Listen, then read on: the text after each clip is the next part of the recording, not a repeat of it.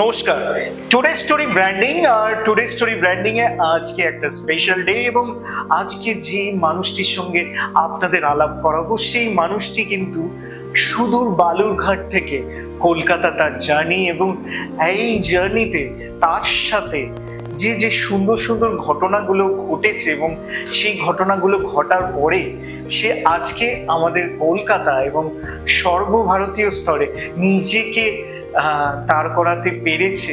আজকে today story branding এ আমরা পেয়ে গেছি অভিনেত্রী মডেল সুকন্যা শীলকে। বালুরঘাট থেকে কলকাতা যে স্টোরি, অভিনেত্রী মডেল এর যে যাত্রাটা শুনতে চাইছে তাদেরকে তুমি কি বলবে? প্রথমেই টুডে স্টোরিকে অসংখ্য ধন্যবাদ, স্পেশালি বিপ্লব দাকে আমাকে এখানে ইনভিটেশন দেওয়ার জন্য। আমার জার্নিটা অনেকটাই পুরনো। ছোট থেকে তো সবারই স্বপ্ন থাকে কিছু না কিছু দিক দিয়ে এগোবো। তো আমার স্বপ্নটা সবসময় ছিল মডেলিং করব, অ্যাক্টিং করব। তো আমার বাড়িটা হচ্ছে দক্ষিণ দিনাজপুর জেলার বালুরঘাট শহরে। আমার ধীরে ধীরে ধীরে ধীরে স্বপ্নটা বড় হওয়ার সাথে সাথে বাড়তে থাকে। যখন আমি এইচএস দিই তখন আমি বাড়িতে বলেছিলাম যে আমি কলেজের জন্য বালুরঘাট থেকে কলকাতাতে আসতে চাই। তো ফ্যামিলির কোনো সাপোর্ট ছিল না। আর স্পেশালি যখন আমরা এই প্রফেশনে আসতে চাই অ্যাক্টিং মডেলিংয়ে, কোনো ফ্যামিলি কিন্তু সরাসরিভাবে সেই সাপোর্টটা করে না, বাড়ি থেকে প্রচুর বাধা আসে। ফার্স্ট আমার শুরু হয় মডেলিং থেকে।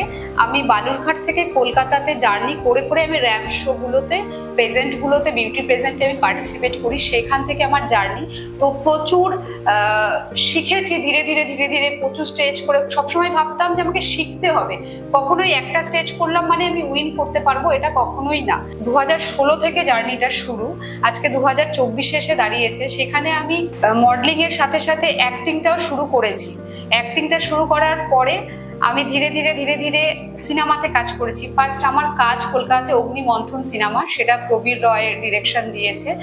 তো সেটাতে আমার যে লিড কাজ করেছিল অশ্নি, তার বান্ধবী হিসেবে সেকেন্ড লিডে কাজ করেছি। সেটা আমার একটা বড়, আমার কাছে একটা বড় পাওয়া যে কলকাতায় এসে আমি ফার্স্ট অডিশন দিয়ে যে একটা চান্স পেয়েছি সেটা। এছাড়াও আমি সিরিয়ালে কাজ করেছি, জীবন সাথী, ওয়েব সিরিজে কাজ করেছি। এই হলো আমার অভিনয়ের দিকটা। আমি ধীরে ধীরে অনেক কিছু শিখছি। আমি থিয়েটার করি, আমি রঙ্গকর্মী থিয়েটার আছে, হিন্দি থিয়েটার, সেখানে করি। এনএসডি থেকে 45 দিনের যে ওয়ার্কশপগুলো হয় সেগুলো অ্যাটেন্ড করি।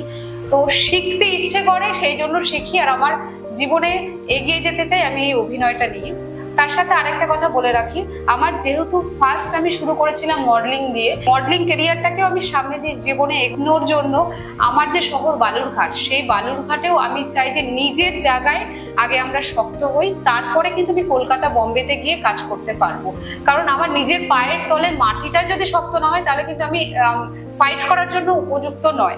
তো সেই জন্য আমি আমার শহরে নিজের একটা একাডেমি খুলেছি, Sukanya fashion academy and modeling studio. সেখান থেকে আমি একটা ফ্যাশন শো অর্গানাইজ করেছি। আমাদের হয়ে গেল 17ই মার্চ ইন্ডিয়া আইকনিক মডেল 2024। সেখানে পার্টিসিপেট ছিল 65, বাচ্চা থেকে বড় সবাই। কোনোদিনও কোনো কিছু কিন্তু যে 2 দিন 3 দিনে পাওয়া যায় না, সব কিছু স্ট্রাগল করলে তবেই পাওয়া যায়। তো কিছুটা পেয়েছি, আরো হয়তো পাবো তোমাদের ভালোবাসাতে। এই যে এতগুলো শেড সাথে সাথে অ্যাক্টিং, তো এক্ষেত্রে তুমি করণ জোহরের একটি হিন্দি ছবিতেও কাজ করেছো। তো এতগুলো শেডে কাজ করার পরে মডেলিংটাকে পেশা হিসেবে নেওয়ার পরে অ্যাক্টিংটাকে আবার তুমি কেন নিতে চাইছো? মডেলিংও ভালোবাসা, অ্যাক্টিংও ভালোবাসা। মডেলিংয়ে আমি ধীরে ধীরে ধীরে ধীরে জায়গাটা করছি, আরো করতে হবে অনেক কিছু। আমাকে নিজেকেও অনেক শিখতে হবে। যেমন আমি বাইরে কিছু কিছু শো করব, সেগুলো সামনে আপনারা দেখতেই পাবেন। আর অভিনয়টা হচ্ছে, যেহেতু আমার বালুরঘাট হচ্ছে নাটকের শহর, কারণ আমি যখন এই ইন্ডাস্ট্রিতে যেখানেই যাই না কেন বালুরঘাট নাম বললেই কিন্তু সবাই বলে হ্যাঁ নাটকের শহর। তো আমি সেইখানকারই নাট্যতীর্থে নাটকের গ্রুপের সাথে যুক্ত ছিলাম। তো সবার অভিনয় করা দেখে আমার ভেতরে একটা ভালোবাসা জন্মে যায় যে মানে আমি যে আছি সেটা কিন্তু ক্যামেরার পেছনে যখন আমরা যাচ্ছি আলাদা হয়ে যাচ্ছি। তো আমার বিভিন্ন ক্যারেক্টারের সাথে কাজ করব, এটা আমার একটা ভালোবাসা জন্মে যায়।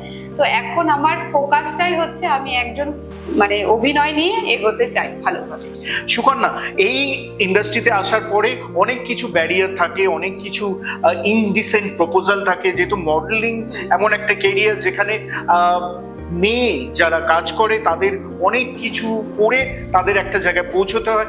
আমাদের দর্শকদের যারা মডেলিং পেশায় আসতে চাইছে এবং তোমার একাডেমির থ্রুতে এগোতে চাইছে, কি কি প্রতিবন্ধকতা সামনে আসে, কিরকম ইন্ডিসের প্রপোজাল আসে যেগুলোকে কাটিয়ে উঠে একজন সম্পূর্ণ মডেল বা অ্যাক্ট্রেস হওয়া যায়?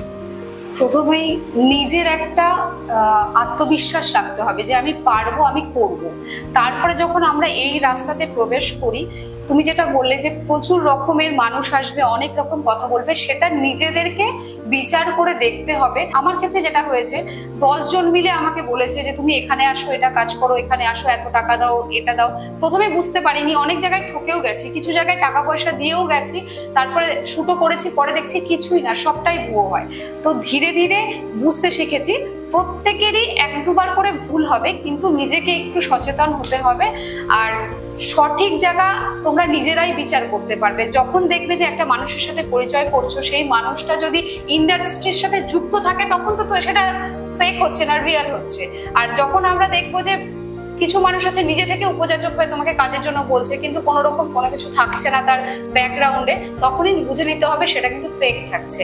তো ধীরে ধীরে আমার এইভাবেই মডেলিং এর প্রবেশ, তোমরাও পারবে। আর যদি মনে ইচ্ছে থাকে, আমি অত দূর থেকে এসে যখন কাজ করতে পারছি, তোমরাও অবশ্যই পারবে। আর বিপ্লব দা, আরেকটা কথা বলতে চাই, সেটা হচ্ছে আমার ভালোবাসার শহর হচ্ছে বালুরঘাট, নিজস্ব জন্মভূমি। তো আমি অবশ্যই চাই যে যে যেখানে থাকে সেই জায়গাটাকে তুলে ধরার। তো আমি চাই যে আমি কাজ করে, আমার মতো অনেক বালুরঘাট থেকে অনেকে উঠে এসছে যারা সিঙ্গার আছে, অ্যাক্টিং করছে, তো আমারও ইচ্ছে যে আমার বালুরঘাটকে আমি প্রেজেন্ট করব। সত্যি এত গুণ এই একই অঙ্গে বোঝা সত্যি মুশকিল। এত ট্যালেন্টেড একটি মানুষ যার সঙ্গে আমরা এখন কথায় রয়েছি।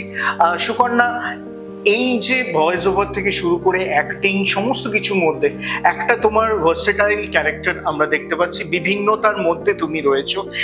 এবং আজকে যারা এই ভয়েস ওভারে আসতে চাইছে বা একজন বাচিক শিল্পী হিসেবে তাদের নিজস্ব আত্মপ্রকাশ করতে চাইছে, যেখানে ভয়েসটা ভীষণভাবে ইম্পর্টেন্ট, প্রোনাউন্সিয়েশন ভীষণভাবে ইম্পর্টেন্ট, এই ব্যাপারে তোমার একাডেমি কতটা হেল্প করে?